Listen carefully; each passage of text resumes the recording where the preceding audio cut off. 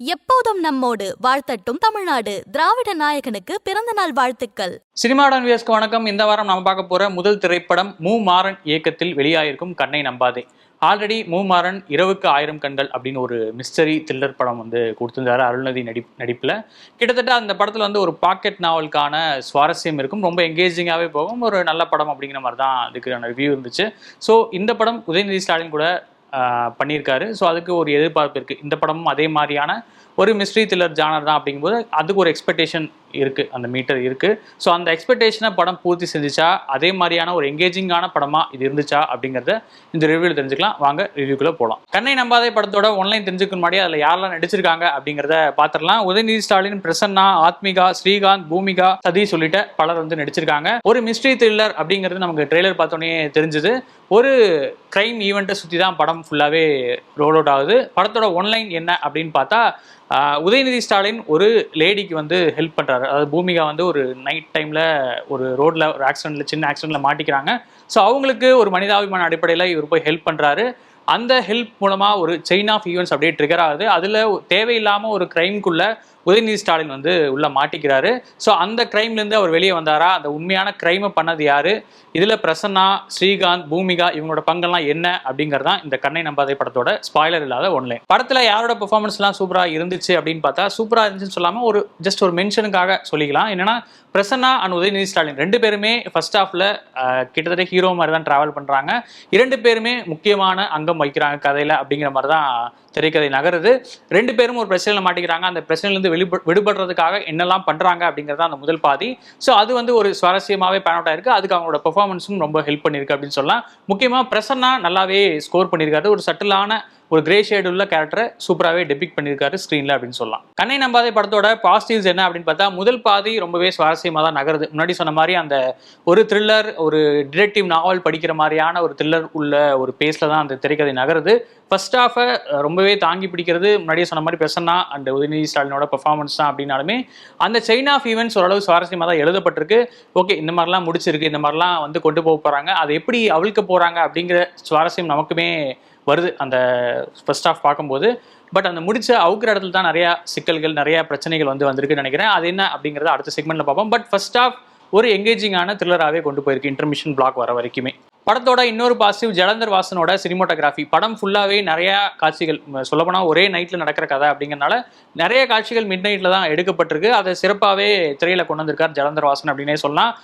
Bridge சீனாக இருக்கட்டும், இல்லை வந்து காரில் ஓட்டிட்டு போகிற சீனாக இருக்கட்டும், மழை வர காட்சிகளாக இருக்கட்டும், எல்லாத்தையுமே ரொம்ப அழகாக நைட்டுக்கு உண்டான அந்த எஃபெக்டில், ஒரு த்ரில்லருக்கு உண்டான எஃபெக்டில் சிறப்பாகவே கொடுத்துருக்காரு சினிமோட்டோகிராஃபர். கண்ணை நம்பாதே படத்தில் இதெல்லாம் பெட்டராக இருந்திருக்கலாம் அப்படின்னு யோசிச்சா, செகண்ட் ஹாஃப் ரொம்பவே சொதப்பலாக தான் போயிருக்கு. என்னன்னா, முடிச்சுகள் எந்தளவு ஆழமாக போடுறோமோ, எந்தளவு சுவாரஸ்யமாக போடுறோமோ, அதை அவிழ்க்கும் போதும் அதே சுவாரஸ்யம் இருக்க வேண்டும். அதே மீட்டரில் படம் வந்து ட்ராவல் ஆகணும் அப்படிங்கிறத ஒரு எக்ஸ்பெக்டேஷனாக இருக்கும். இல்லைனா அந்த செகண்ட் ஆக்ட்லேயோ இல்லை டுவர்ட்ஸ் தி ஃபைனல் ஆக்ட்லேயோ அது ரொம்ப சொதப்பலாக போய் முடியறதுக்கான வாய்ப்புகள் உண்டு. அந்த பிரச்சனை தான் இந்த கண்ணை நம்பாதேக்கும் வந்திருக்கு அப்படின்னு நினைக்கிறேன்.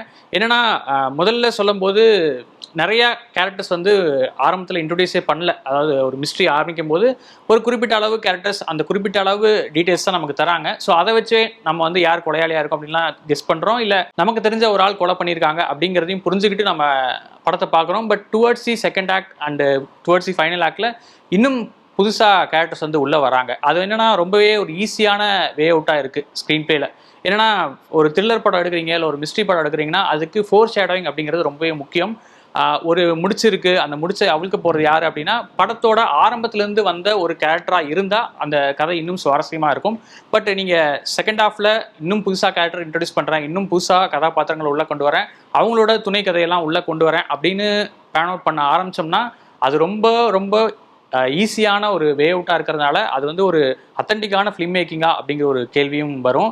ஏன்னா வேறு வழி இல்லை, ஆடியன்ஸை கெஸ் பண்ணக்கூடாத ஒரு முடிவாக இருக்கணும் அப்படிங்கிறக்காக புது கேரக்டர் எடுத்து வரேன் அப்படிங்கிற மாதிரி தான் அது போகும்.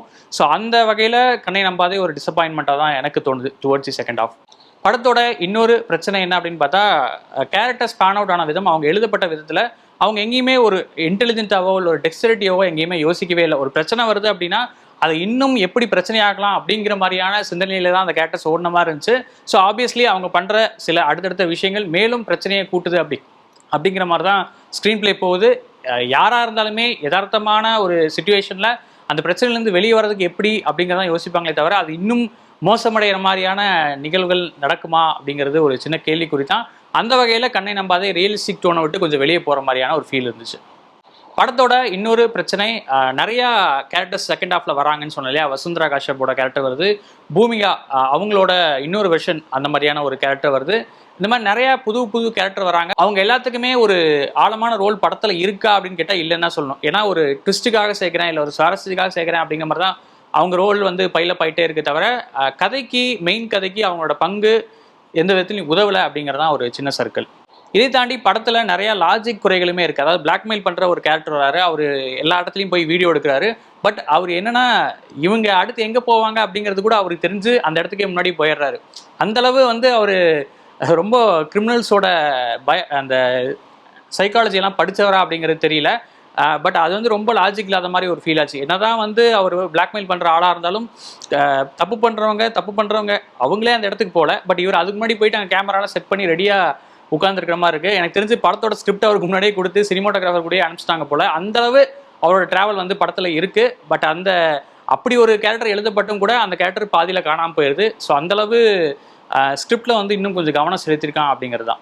ஓவராலாக கண்ணை நம்பாத எப்படி இருக்குது அப்படின்னா, ஒரு நல்ல மிஸ்ட்ரி த்ரில்லர் கொடுக்குற இன்டென்ஷன் டைரக்டருக்கு இருந்திருக்கு. பட் அது அந்த விதத்தில் பேன் அவுட் ஆகலை அப்படிங்கிறது ஒரு டிசப்பாயின்மெண்ட் தான். ஏன்னா செகண்ட் ஹாஃப் மெயினாக திரைக்கதையில் இன்னும் கான்சன்ட்ரேட் பண்ணி யார் கொலை பண்ணியிருப்பா இல்லை யார் வந்து இது பண்ணியிருப்பா அப்படிங்கிறது இன்னும் சுவாரஸ்யமாக ஒரு ஃபோர் ஷேடிங் கூட சொல்லியிருந்தா ஒரு நல்ல த்ரில்லராகவே இருந்திருக்கும்.